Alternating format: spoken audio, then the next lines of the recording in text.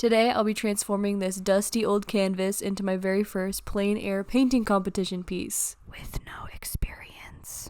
I got this giant easel off of Facebook Marketplace. I thought it was way smaller in the picture, and I lowballed her. And she took kind of an offer, so I'll have that for tomorrow, but I don't really know how carrying it around is really going to be that easy, but there it is. Ooh. Now I've got to prep the old canvas.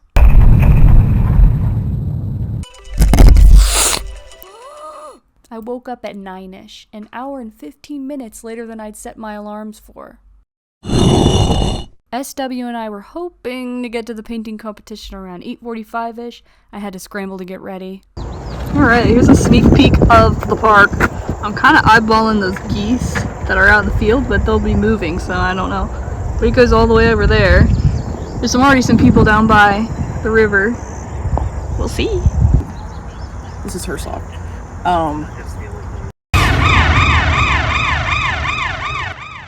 Look at all the geese.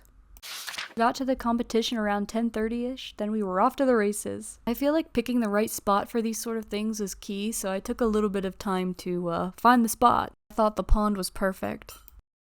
SW and I both found a spot near one another to paint. We had until 4 to turn our paintings in. This feels egregious.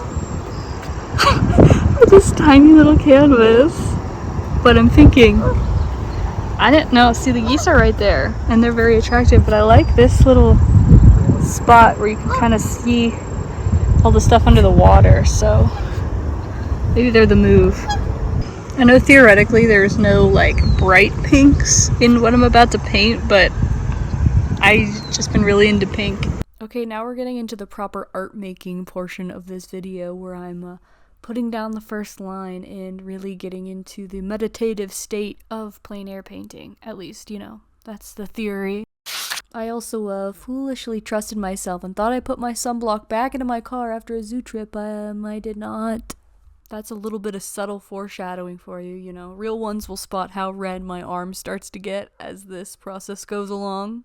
So as I briefly mentioned at the beginning of this video, this is my very first time doing a plein air painting competition, and to be completely frank, this is my first time really plein air painting. Like, I draw from life quite a bit, but it's never anything I sit down and really take all that serious. Like, it's practice. And this is, I feel like, my first time dedicated, like, getting the paints out, sitting and painting, start to finish.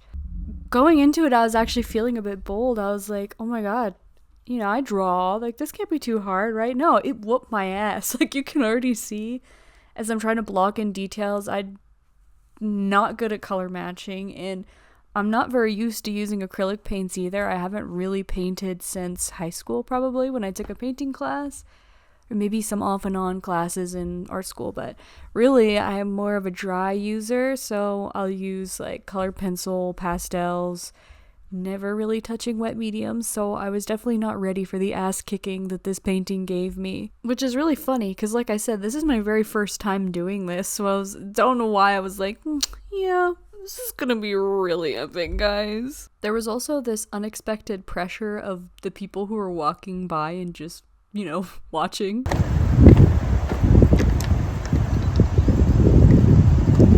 Plein air painting in this sort of environment was, you know, it was a lot more stressful than I was expecting because, you know, like I said, the people, the wind, the sun, and then, you know, the fact that it is for a competition. So you're like, oh my god, I have to make this the best thing anybody's ever seen. And I was focusing really hard on making it like hyper realistic, which is not something I tend to do. I'm definitely more of a go with the wind, you know, if the wiggly lines look cool enough, it doesn't matter how real it actually looks sort of artist. And yeah, I picked a deceptively hard spot. I was like, you know, it's a magical underwater scene that I'm doing, and the details were so specific, and I kept feeling like I had to get it right, so I was like constantly reworking, remapping. Like, you're seeing me try to like trace the shape and make it look as accurate as possible, but the way the moss was moving up, it was like really hurting my brain. Like, I would pause and then I would completely rework, and then I'm like, no, I need to measure from this tiny little algae hand that's like hooking up, and I was just struggling so hard. Like, I kept getting lost and distracted and then getting like really pissed off, and I don't know, I wanted it to be meditative, but it was not very meditative. After trying to like measure this out, I thought, you know what, I'm not close enough to the water, so I ditched the $50 lowball Facebook Marketplace easel and just leaned on the fence. So I thought, okay, now I can like lean over, I can really get a good view of all of this algae and properly map it out. Okay, so getting a little closer didn't really solve the algae problem, so I was like, okay, let me move on to this stick that's sticking out of the water, because if I know anything, it's that if you can render something else, like an eyeball, or in this case, a stick, in a painting and make it look really good, it'll give you like the kick of motivation to get out of the ugly phase everywhere else in the painting. I'm like, okay, you know what, this stick is it. This is my out. This is the key. This is the stairway to heaven. When that didn't work is when I got really cranky. I was like, man, none of my tricks are working. What the hell? What's going on? And I feel like it really exposed the type of artist that I can be, is when I'm starting a project and it feels like nothing is going my way, I get really jumpy. So I'm like, no, I'll do this technique, and then I'll get this technique, and I get really overwhelmed with choice, where I'm like, no, I should switch up and do it this way. And then I never really stick to anything. So then I end up just treading water for a really long time, especially when I paint. I feel like I can't quite get what I'm after. And then, you know, it never leaves the ugly stage, which is like the classic painter problem. And then I was like, you know, is painting even really fun? Like, am I really having fun? Or should I just be drawing with crayons or something? Like, maybe I would be having more fun if I was using crayons, but then I would be a quitter, and I can't accept that either. So now I'm just going to cover this entire painting in brown and hope that gives me the answer. Did I say brown? Just kidding. We're going back to pink. Yep, full sending it back to pink. I was like, you know what? I'm fed up. I'm fed up trying to make it look realistic. We're going to go back to the pretty pink pond of my imagination world. I'm going to be completely candid here. This is not going super well for me. I feel like I'm just pushing colors around and nothing's really happening. I think I made the mistake of picking too specific of a spot, especially because I'm not experienced. I'm trying too hard to get detail that I just can't get, and I'm just not very good at paint, and I'm just getting really frustrated, and then I'm losing my focus, and I know a huge part of this is having focus. On the brink of defeat, I locked eyes with who would become my muse, and that was the geese. Like, I came here and I saw geese in that field, and I was like, oh, this is sick. Love geese. And then I didn't draw a goose. Come on. So then I started to draw a goose, and it made things click, finally. Going into this, I had a very, like, harsh expectation in my head of what a plein air painting should look like. It should be very, like, environmentally focused and not so much, like, character focused. But at the end of the day, I love drawing characters and comics, and I feel like making a funny character at the front of the scene is something that I'm very comfortable doing, and I decided I would face challenging myself, I guess, another day, because I was like, nah, Ryan, we're gonna do a character this time. And it was lucky that they were sitting right there in front of me, and I was able to draw one, and I ended up having more fun at this point. The geese are back.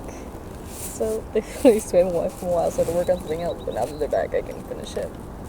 So let's do that. Anyways, I ran into a very predictable problem with drawing live birds, is that they don't like to stay in the same place. So I was having a hard time where they would be floating close to me, and then they would float away or fly away. So I was struggling to, you know, manage the talent, so to speak.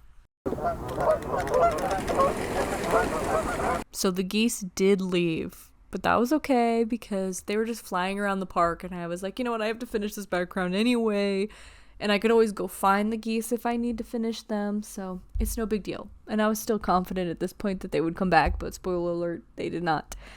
But I was feeling a bit better about the background. I was definitely going a bit more impressionistic instead of realistic, because I just don't think realism was ever going to be the move for today. Alright, it is 2:30, and this thing we have to turn our paintings in at 4, so I'm trying to have my thing done by like 3:15, so I don't have much time left.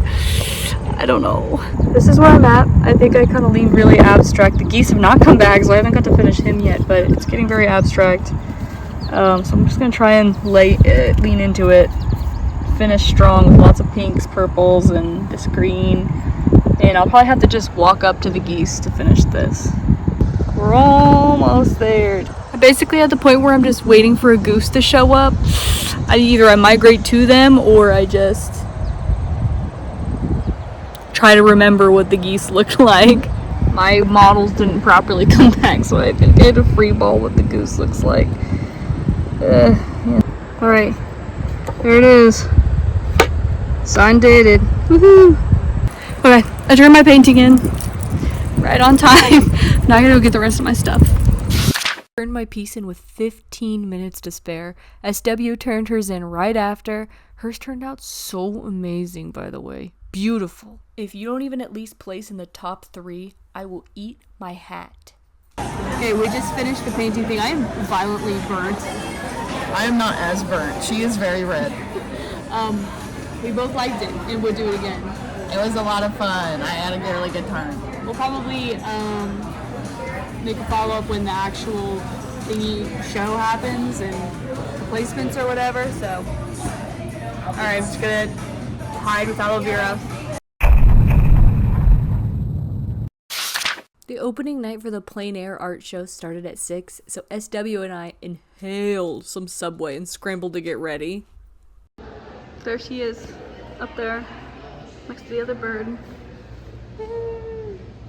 And then here is some of the other pieces. I love these ones. The blue. It's by Angie.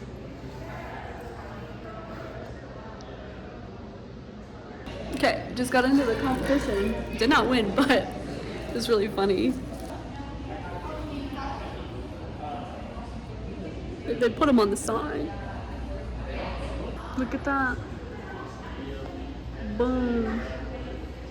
I was trying so hard to play it cool, but I was so fucking geeked about this. When we got to the competition, I was shocked to be face to face with my goose right there on the sign.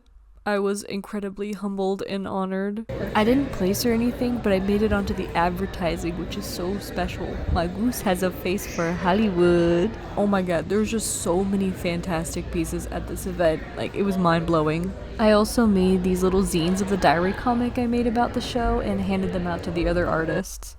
I had a blast. It was fantastic, and I'm happy with what I made. I have since art traded my goose away, but I will do it again, and you should too. Bye.